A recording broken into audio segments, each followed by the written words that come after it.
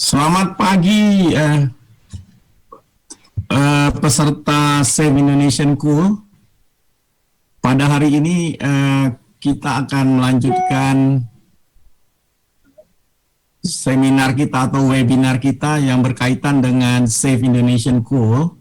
Dan hari ini hari kedua dan kita memasuki tema ketahanan energi dan upaya konservasi batubara Indonesia. Nah, pada sesi hari ini kita akan menghadirkan 4 narasumber, dan narasumber ini akan mempresentasikan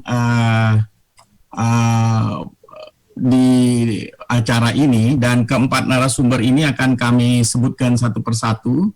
Yang pertama adalah Bapak Dr. Insinyur Ridwan Jamaluddin MSc. Beliau adalah Direktur Jenderal Mineral dan Batubara Kementerian SDM. Yang kedua adalah Bapak Dr. Insinyur Joko Siswanto MBA. Beliau adalah Sekjen Dewan Energi Nasional Kementerian SDM. Yang ketiga adalah Bapak Harlen, Executive Vice President Batubara PT PLN Persero, dan yang terakhir adalah Pak Fridi Juwono, Direktur Kimia Hulu Kementerian Perindustrian. Nah, pada acara ini akan kita tayangkan satu persatu presentasi dari bapak-bapak yang merupakan narasumber di sini, dan kebetulan dari 4 pembicara yang ada, 3 diantaranya adalah akan melakukan presentasi secara offline.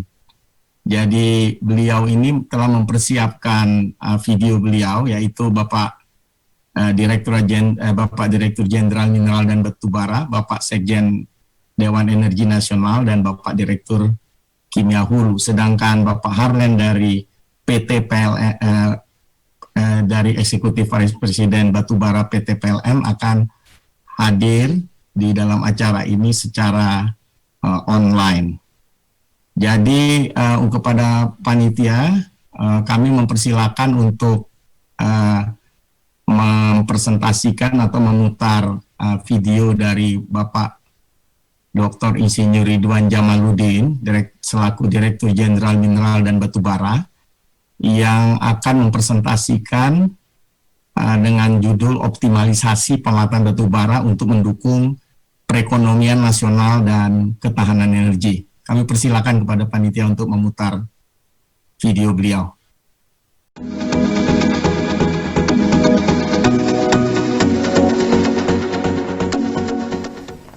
Selamat pagi, saudara saya sekalian, khususnya para praktisi di dunia batubara.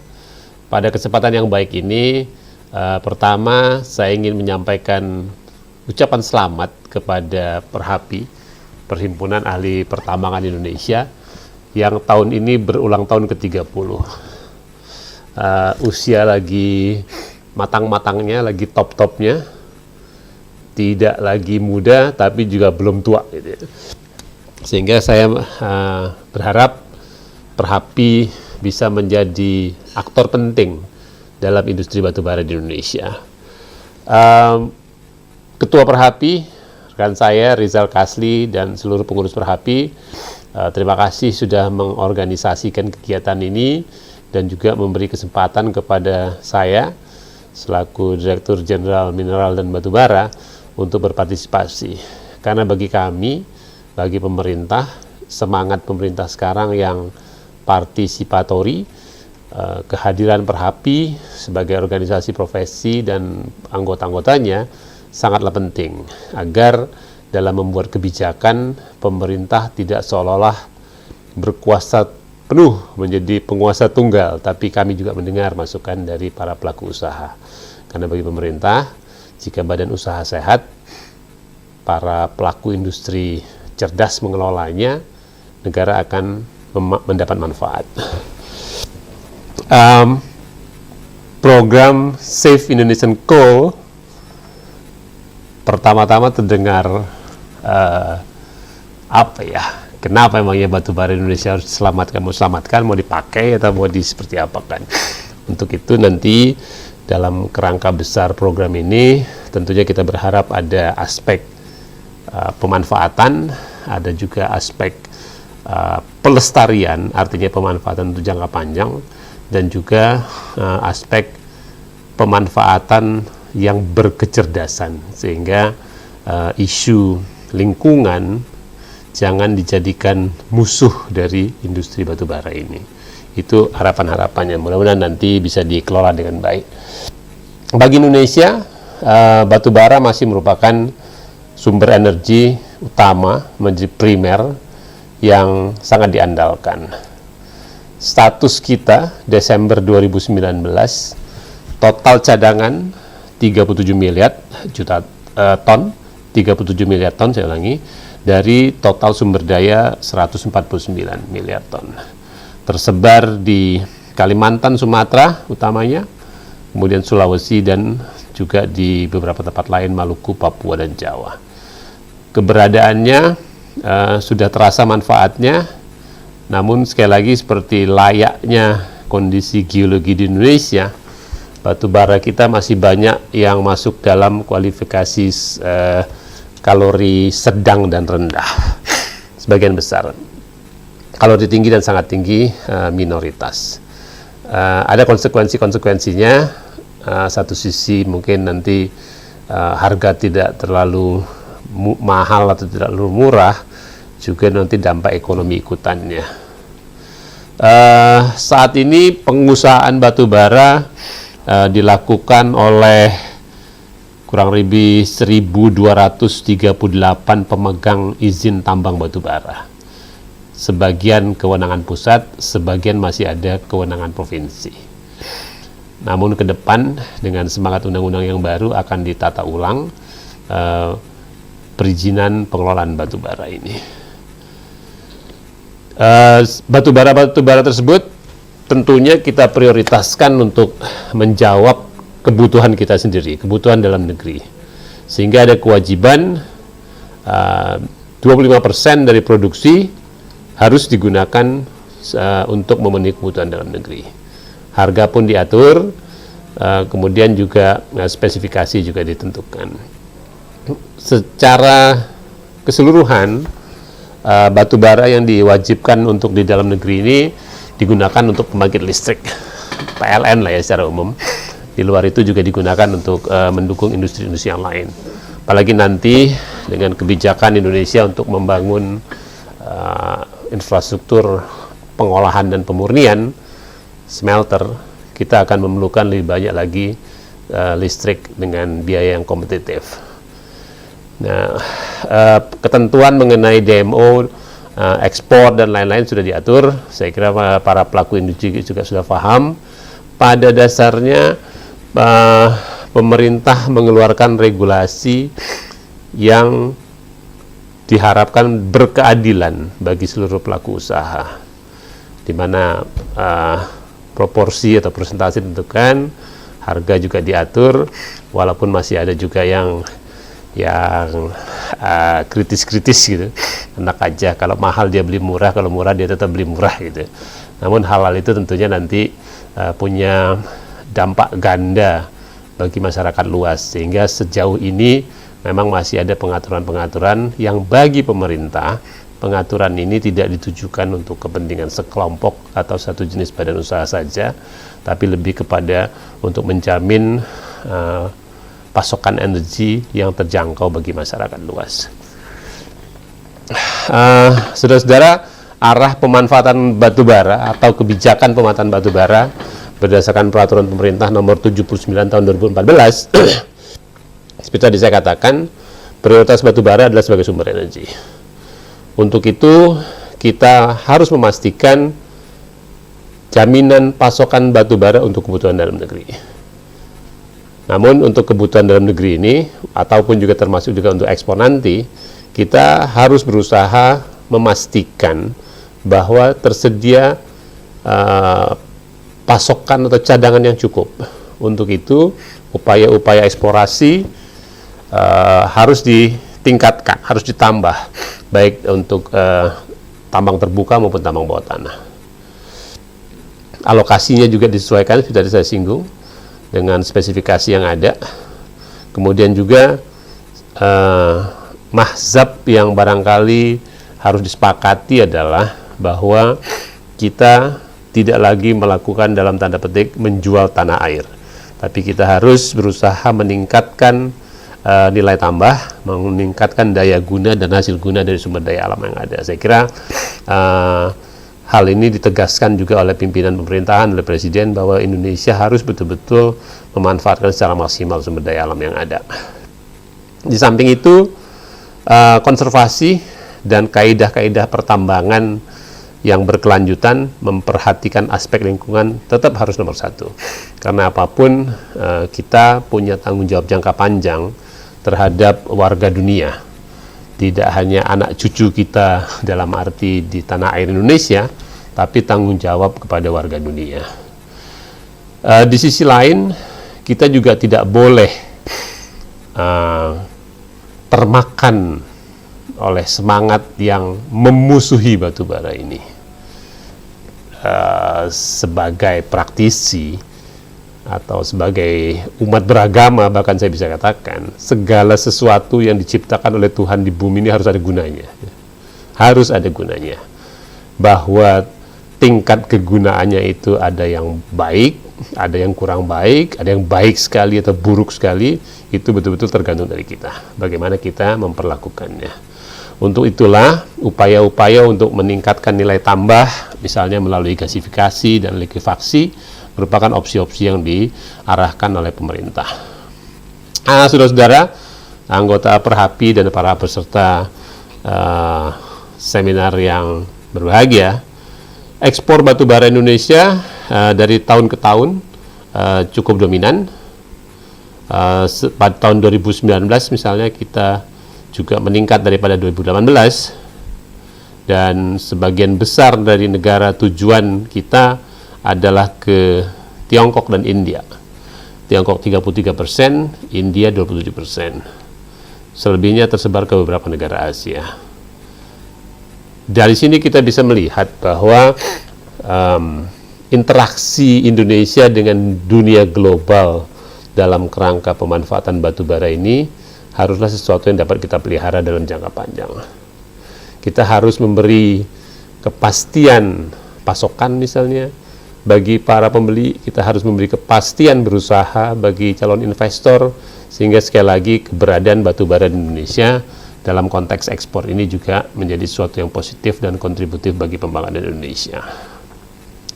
Kemudian tadi atau dimanapun kita berada, selalu dipertanyakan jangan sampai dalam jangka panjang pada masa depan Indonesia harus mengimpor batu bara untuk kebutuhan dalam negeri. Itulah yang tadi kita sepakati sebagai kewajiban untuk pemenuhan kebutuhan dalam negeri.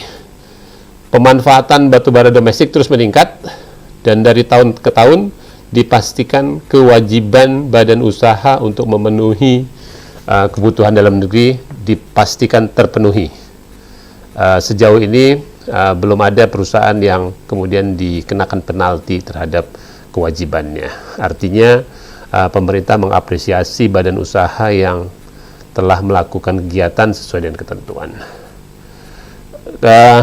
Kemudian saudara-saudara, kita lihat kalau pemanfaatan seperti tadi sudah sempat saya singgung juga, listrik untuk industri kertas, industri pupuk, industri semen dan lain-lain, itu dipasok energinya dari skema demo batubara yang disalurkan sesuai dengan ketentuan tadi.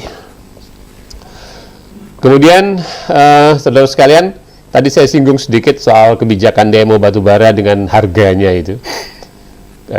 Kewajiban demo bagi semua perusahaan 25% dari tingkat produksi. Kemudian harga jual batubara untuk kelistrikan umum sebesar $70 Amerika dengan ketentuan kalau harga batubara di atas 70 maka dijual pada PLN 70, jika di bawah 70 maka dijual sesuai dengan harga bulanan. Terkesan enak di PLN, tidak enak di perusahaan batubara, tapi sekali lagi seperti saya katakan, kebijakan pemerintah adalah mempertimbangkan kepentingan umum secara lebih luas. Sanksi-sanksi juga sudah ditentukan. Saat ini sedang disusun formula bagaimana mengatur agar kewajiban ini terasa berkeadilan. Kalau dia tidak memenuhi kewajibannya, mendapat sanksi yang setimpal, tidak terlalu berat juga, tapi tidak juga membuat orang secara sengaja membuat kesalahan. Namun sekali lagi, kewajiban ini pada dasarnya adalah sesuai dengan azas pasal 33 Undang-Undang Dasar 45, bahwa keberadaan sumber daya alam ini adalah untuk dimanfaatkan sebesar-besarnya bagi masyarakat luas. Hilirisasi, tadi sudah saya singgung juga, berbagai skema hilirisasi sudah disampaikan, sudah diarahkan oleh pemerintah, mencakup gasifikasi batubara, pembuatan kokas, underground coal gasification, pencairan batubara, peningkatan mutu batubara, pembuatan briquette batubara, dan coal slurry atau coal water mixture. Skemanya juga sudah digambarkan untuk kemudian memudahkan para pelaku usaha mengikuti skema ini. Bapak Ibu sekalian, saat ini pabrik pengolahan batubara belum sebanyak yang kita harapkan, tapi sudah mulai terasa kehadirannya. Untuk briquette misalnya sudah ada di Sumatera Selatan, kemudian semi cooking coal sudah ada di Kalimantan Tengah, kemudian pengolahan aspal sudah ada di Sulawesi Tenggara. Sudah mulai bergulir, dan tentunya pemerintah mendorong pelaku usaha untuk makin banyak melakukannya. Karena semua itu adalah sebagai upaya pemerintah untuk meningkatkan dampak ekonomi keberadaan sumber daya alam batubara ini. Salah satu ukuran yang sering kita pakai adalah realisasi PNBP, pendapatan negara bukan pajak. Dari tahun ke tahun juga meningkat, agak fluktuatif akhir-akhir ini.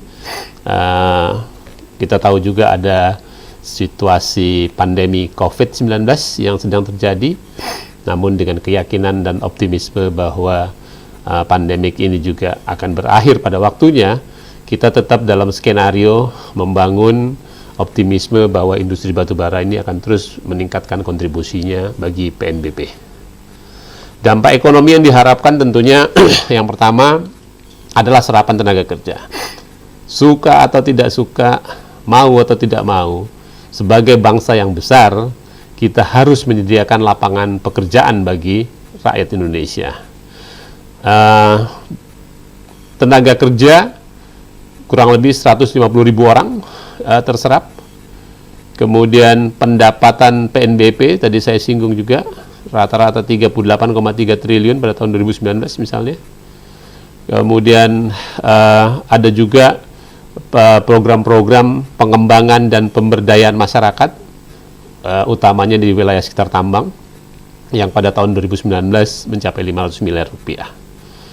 Nilai investasi juga meningkat. Realisasi investasi di batubara tahun 2019 mencapai 3 miliar dolar, yang kemudian nanti akan turunannya juga berdampak lebih banyak dari itu. Saudara-saudara, anggota Perhapi, peserta seminar Save Indonesian Coal, saya kira tadi adalah butir-butir penting yang ingin saya sampaikan untuk berbagi kepada saudara-saudara, dapat digunakan sebagai acuan. Sekali lagi, pemerintah terbuka terhadap masukan, kritik, saran yang konstruktif. Untuk itu, saya sekali lagi berharap program ini dapat berjalan dengan baik, membawa manfaat sebesar-besarnya bagi masyarakat Indonesia secara luas. Sekali lagi selamat, semoga Perhapi dan para pelaku kegiatan ini dapat berkontribusi bagi pembangunan Indonesia melalui industri pertambangan batubara. Perhapi organisasi yang hebat sebetulnya, tadi saya lihat. Punya dua karakter yang secara seimbang kurang lebih. Satu, karakter keahlian, kepakaran, karena melibatkan para praktisi dengan tingkat profesionalisme yang tinggi. Kedua, aspek ekonomi atau industri. Jadi keseimbangan antara kepakaran dan kontribusi dalam industri itu adalah warna kental berapi. Mungkin ini yang menurut hemat saya dari pencermatan selama ini organisasi profesi berbasis keilmuan ini yang secara kental mewarnai Perhapi, dan saya lihat juga program-programnya membumi, berbasis kepakaran dan profesionalisme yang kemudian nanti perlu juga mempertimbangkan semangat untuk melanjutkan kapasitas sumber daya manusia, karena harusnya kalau di Indonesia banyak batu baranya, industrinya tumbuh subur, harusnya sumber daya manusianya handal. Sederhananya saya mau bilang tidak pantas kalau kita kalau orang Indonesia belajar tentang batu bara ini ke tempat lain. Mari kita menjadi raja di negeri sendiri dalam industri batu bara. Situasi sekarang memang bukan situasi normal.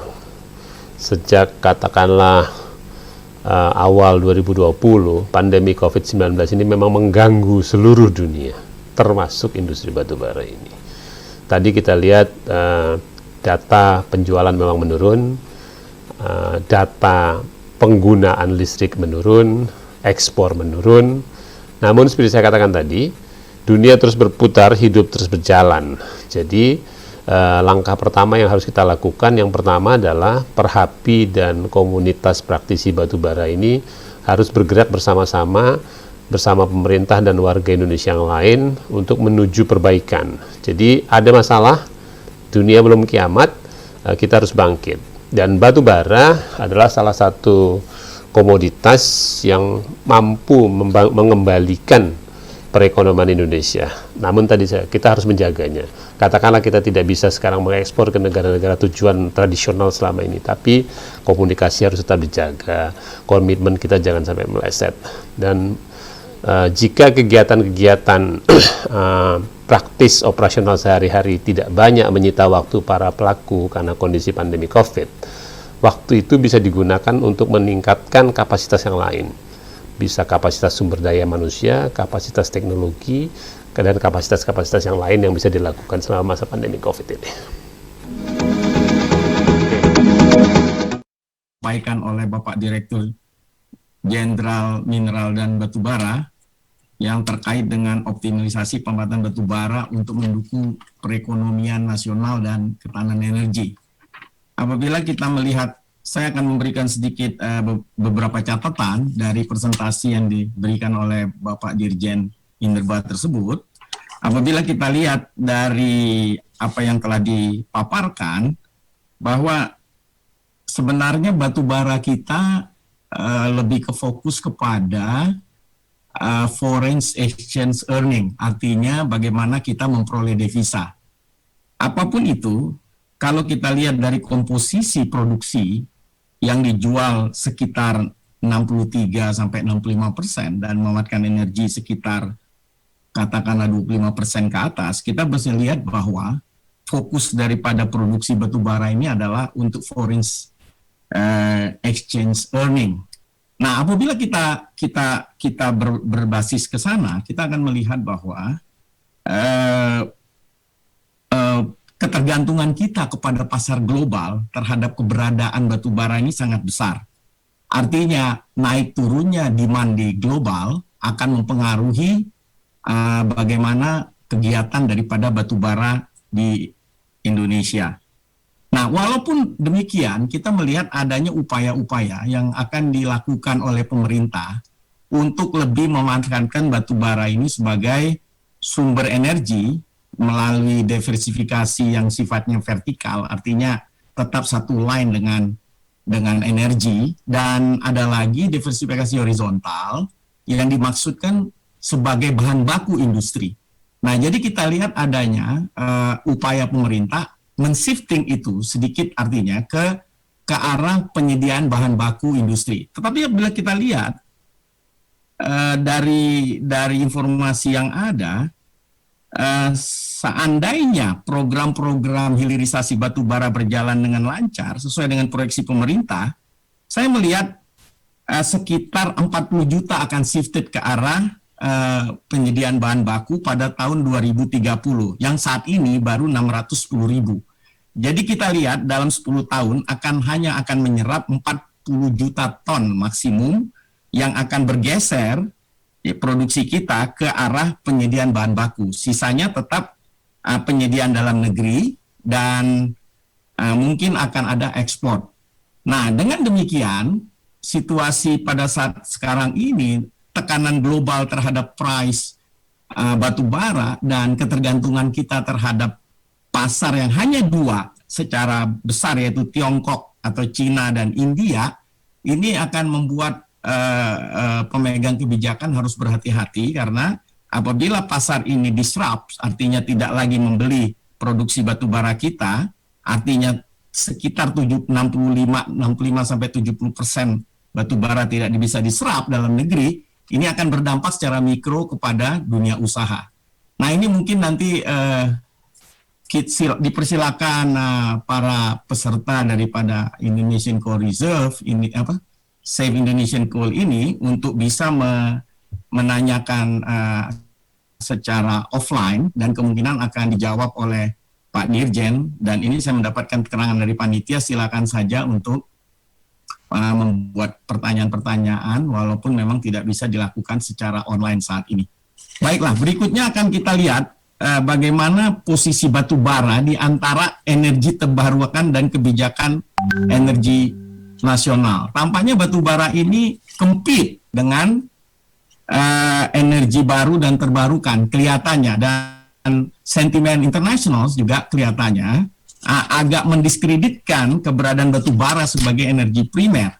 Di satu sisi kita masih mengandalkan batu bara dan kita mempunyai cadangan batu bara yang cukup besar. Jadi bagaimana sikap kita pada saat global mendiskreditkan keberadaan batu bara sebagai sumber energi primer, dan bagaimana sikap kita membalancing energi terbarukan ini di dalam posisi energi mix kita akan